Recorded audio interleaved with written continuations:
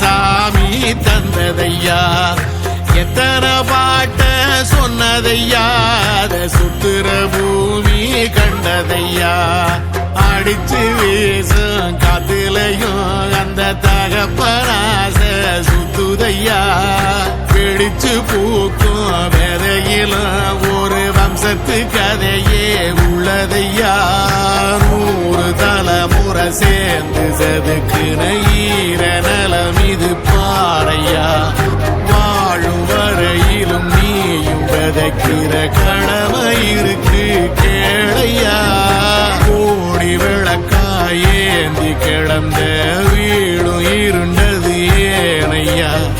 மாட விளக்கா நீயும் வரத்தான் வீடும் ஏங்கி நிக்குது